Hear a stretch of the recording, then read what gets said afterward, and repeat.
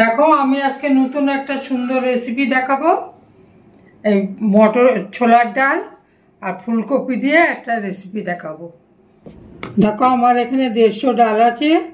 ডালটাকে আমি ভালো করে ধুয়ে নেব।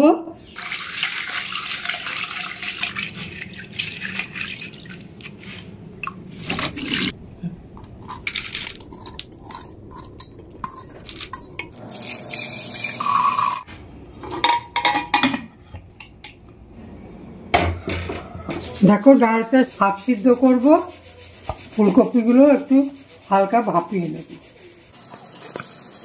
জলটা গরম হয়ে গেছে, ফুলকপিটা একটু ভাপিয়ে নেব, একটু ফুটে উঠলে নামিয়ে দেব। দেখো কপিটা আমার হাফ সিদ্ধ ভাপানো হয়ে গেছে। কপিটা ভাপিয়ে নিলে যাদের গ্যাসের আছে, প্রবলেম আছে, তাদের গ্যাস ট্যাস হয় না।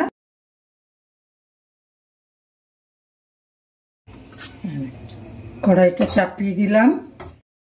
আমার কড়াই গরম হয়ে গেছে।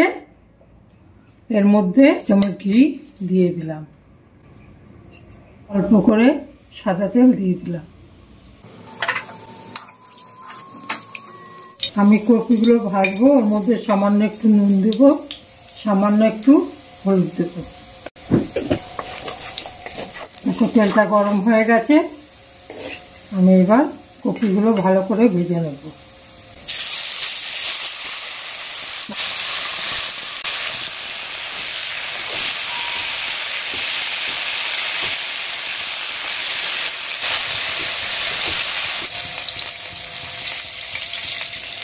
দেখো আমার কপিগুলো লাল লাল করে ভাজা হয়ে গেছে, আমি এবার নামিয়ে নেব। অল্প একটু তেল দিলাম আরো।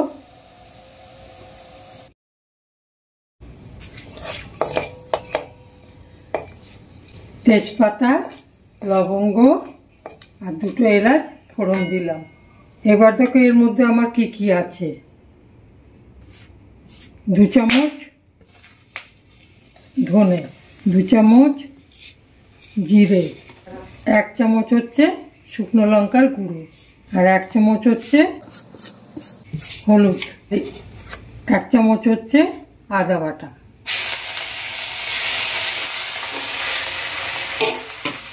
সামান্য একটু জল।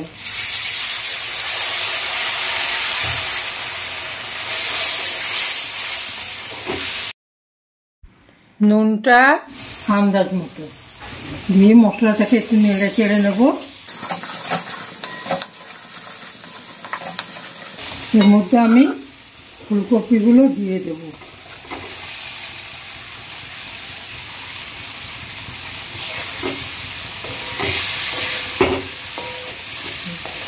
দেখো ফুলকপিগুলো আমি এর মধ্যে দিয়ে দিয়েছি, দিয়ে আমি এটাকে ভালো করে একটু কষিয়ে নেব।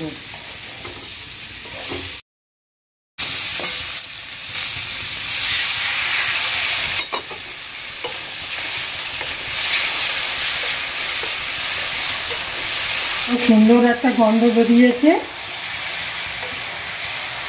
আমি এর মধ্যে পেঁয়াজ রসুন দেইনি, এটা নিরামিষ করছি। তোমরা ইচ্ছা করলে এর মধ্যে পেঁয়াজ রসুনও দিতে পারো।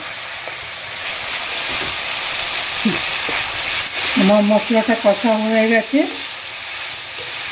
তেল ছেড়ে দিয়েছে। দেখো আমি এর মধ্যে একটু হাফ সিদ্ধ ছোলার ডাল করে রেখেছিলাম, এটার মধ্যে ঢেলে দিলাম।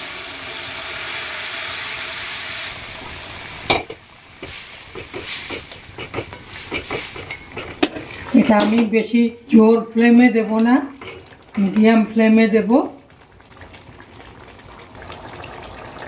দেখো একটু চিনি দিলাম।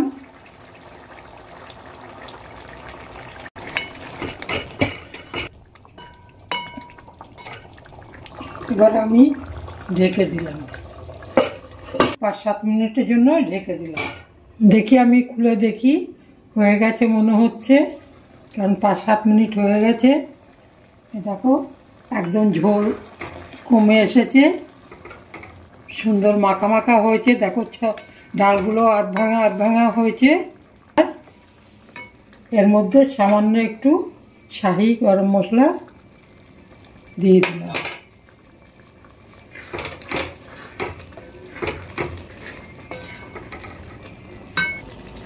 এই দেখো 1 চামচ ঘি দিয়ে দিলাম।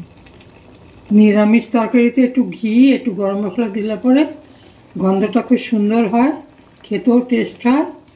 তোমরা এমনি করে রান্না করে খেয়ে আমাকে অতি অবশ্যই কমেন্ট করবে, লাইক করবে, সাবস্ক্রাইব করবে। দেখো একদম রেডি আমার পরিবেশন করবার জন্য, ছোলার ডাল দিয়ে ফুলকপি দিয়ে। গ্যাসটা বন্ধ করে দিলাম।